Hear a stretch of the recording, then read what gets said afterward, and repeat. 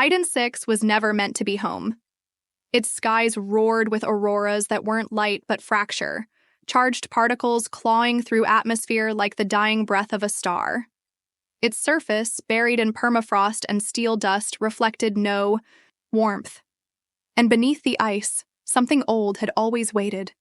Not buried, not forgotten, simply silent. Commander Elen Sarai stood at the edge of the command dome, hands gloved against the frost creeping across the glass. Beyond, the colony lay half asleep, its towers leaning like broken fingers, its wind turbines stuttering in the cold. Only 74 souls remained. The rest had either died, fled, or surrendered to the quiet madness that came with isolation. 10 years. 10 years since the last Earthship passed through orbit. 10 years since her daughter succumbed to pulmonary ice burn. 10 years since Elen started hearing the sound. It wasn't constant, just a low, rhythmic pulse she felt in her teeth, her bones. It came when the winds dropped, when the silence beneath the planet thickened. A hum. A vibration. Like something was breathing below. She kept it from the others. Told herself it was stress, or guilt, or mourning too deep to name. Today, the sound came again, stronger. Alarms didn't detect it. Seismographs showed no tremor. But her body knew. The way the old scar on her spine lit up. The way her heartbeat slowed. Something was stirring. Commander? The voice crackled through comms. Unit 27, known as Riven. Biomechanical scout. Loyal, obedient, but not quite right anymore. I've picked up an anomaly 1.2 clicks northeast, below the glacier. What kind? She asked, already keying. Coordinates into the map. Not natural, he replied. It's resonating. Resonating?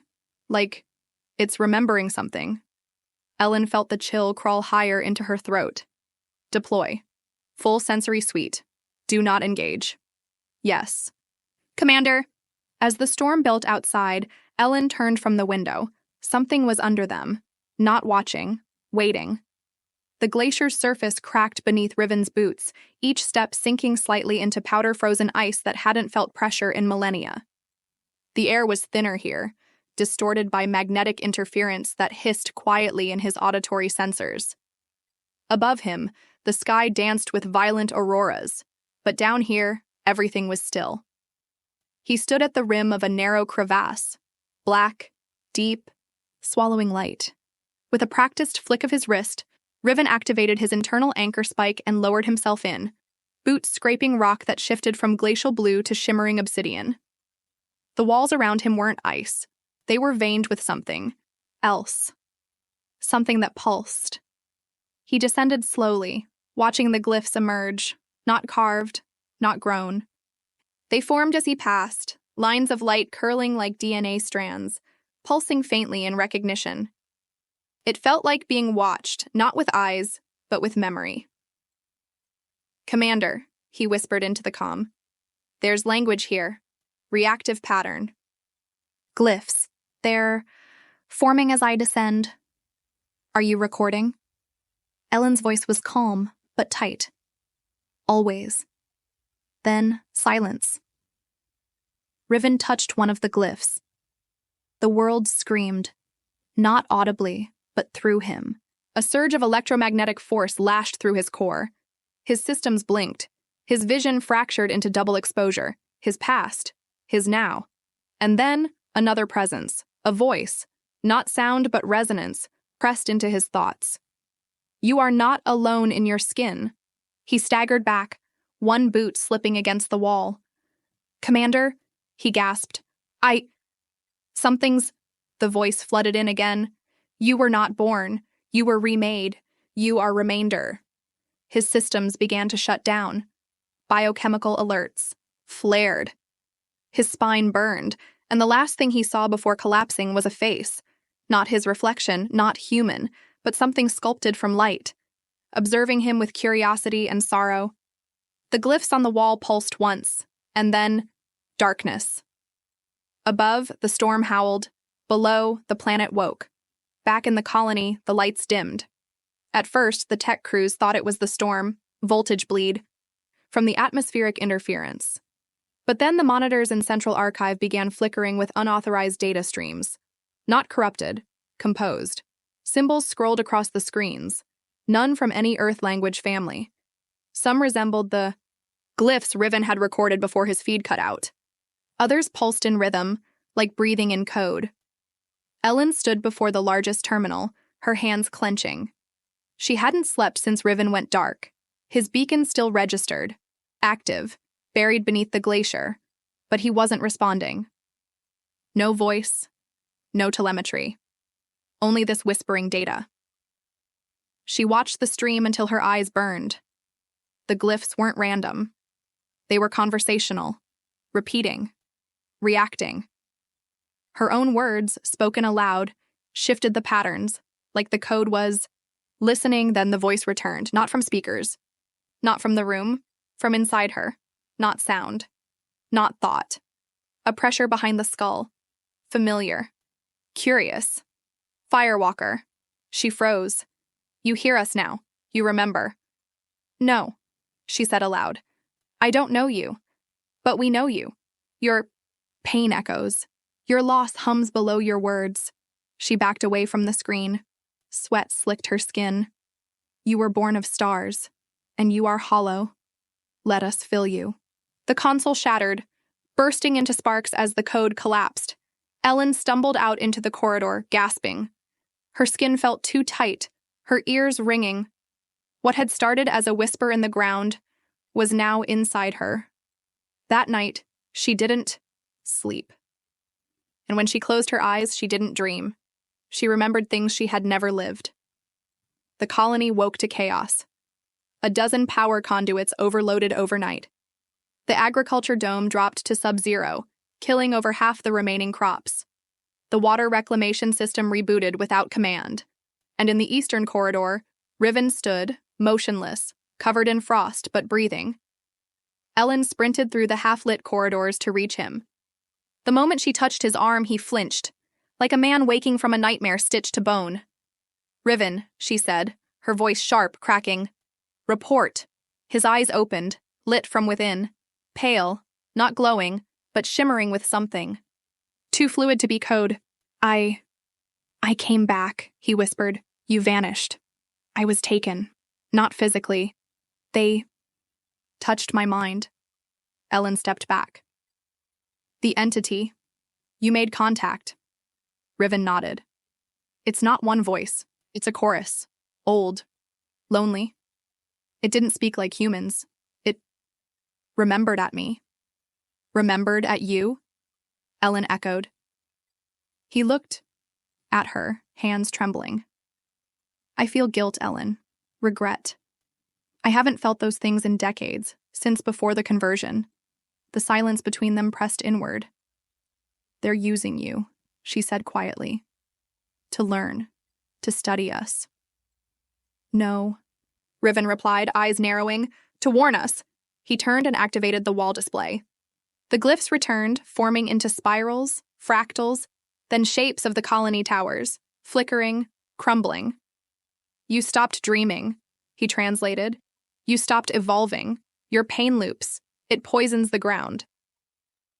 Elen's chest tightened. The ow voice returned, this time through the colony's failing intercom, low and harmonic. You burn so brightly, but do not see yourselves. Let us show you. Suddenly Elen felt it.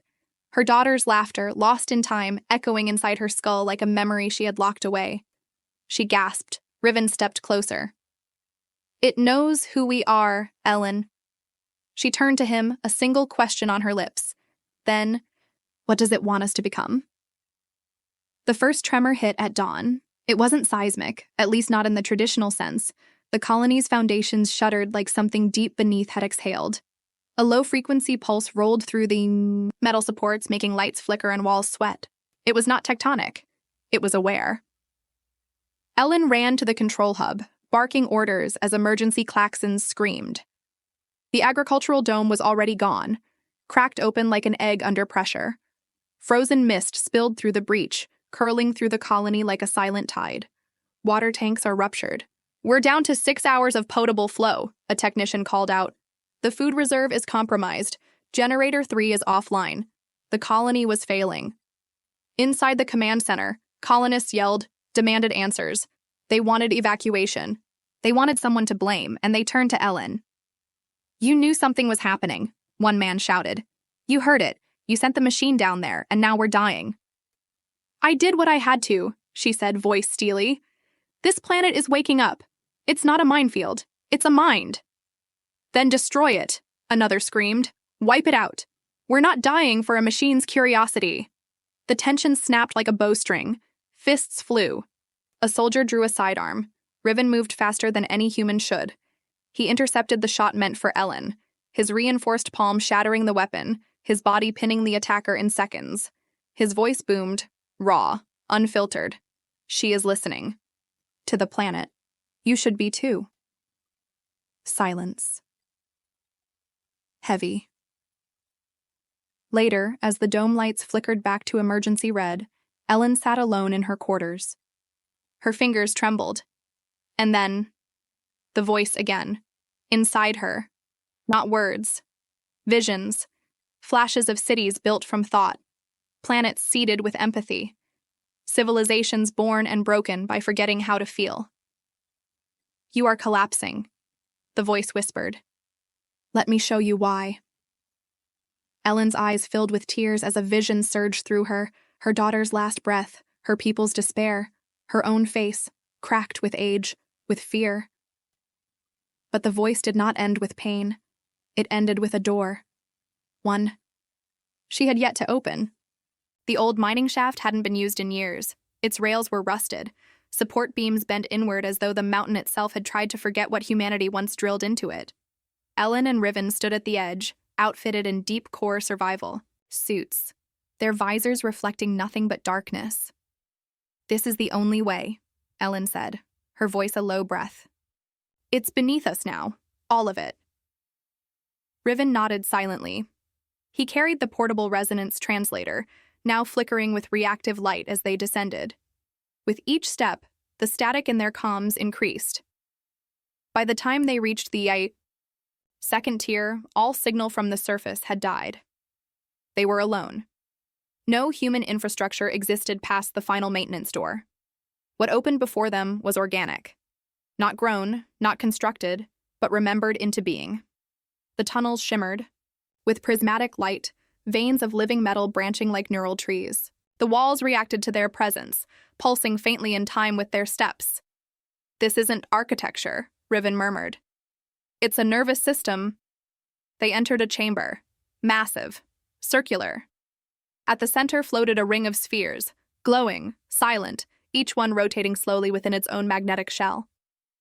The moment Elen stepped inside, the room breathed, and the visions came.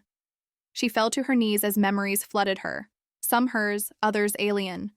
A baby born in silence, a city of empathy collapsing in rage, a creature made of song, weeping beneath its own stars. Earth's final signal before losing contact with the colony. Her daughter's laugh echoed again, then multiplied. The spheres were consciousnesses, preserved fragments of extinct minds, woven into the deep fabric of Iden's memory core. You are not the first, the voice whispered through every wall, but you may be the last. Riven approached a sphere that began to crack open, revealing a core of shifting starlight. This is you, the voice said. Who you were, who you might still be. Elen stood, shaking, face lit with awe and dread. What do you want from us? She asked. The answer came not in words but in a pulse of warmth and sorrow. To be remembered. Through you. And beneath that ancient ice, at the planet's heart, Elen finally understood. Iden wasn't a prison. It was a cathedral of memory. Waiting. Not to be mined, but woken. The chamber deep beneath Iden's crust changed as Elen stepped closer to the floating spheres. No longer dormant, they rotated faster, their light folding inward like inverted stars. One sphere disengaged from the orbiting ring and descended, slowing just before Elen's chest, hovering inches from her heart. It pulsed, and from its core, something emerged. Riven raised his arm, protective, then froze. It wasn't hostile. It was familiar. A humanoid shape of pure light coalesced in front of them. Not solid, not ghostly. It shimmered in and out of physical law, like a thought being sculpted from memory. When it spoke, its voice layered tones: male, female, child, elder, all woven together in harmonic resonance. You burn with memory. We do not want your obedience. We want your truth. Elen's breath caught. What are you? We are the forge, made not of metal, but memory. We contain those who came before. Now we ask to become part of you. A soft ripple passed through. The walls, the light dimmed. We can restore your colony, your systems, your food, your shelter. We can adapt you to this world, not as you were, but as you should become. Riven took a step forward. And what do you want in return? To feel again. The entity turned to Elen. Let us into your mind. Let us be carried, translated, felt. If you do, you will not just survive, you will evolve. Elen looked at Riven, his half-human face taut with fear. Don't, he said low. You don't know what it will cost. I do, she replied. Everything we were. She looked at the being of light. But maybe not everything we could be. Riven stepped between them. They'll erase you, Elen, even if they mean well. You'll be changed. She paused. I'm already changed. The sphere pulsed again, awaiting her answer. She reached for it, and the light enveloped her hand. The light didn't burn, it welcomed. When Elen touched the sphere, it surged, not into violence, but into intimacy. Her mind expanded. Walls she didn't know existed within her, fear, grief, pride, softened. She saw herself from above, from below, from within. She saw her daughter again, bright-eyed, laughing, holding a leaf grown from the first successful crop. That memory bled into others. The first time Elen stood at the colony command console, the first time she lied to save someone's hope, the last time she screamed into a storm for rescue that never came. All of it. Hers. The entity spoke now. Only in her mind. You carry them. Your colony, your grief, your past.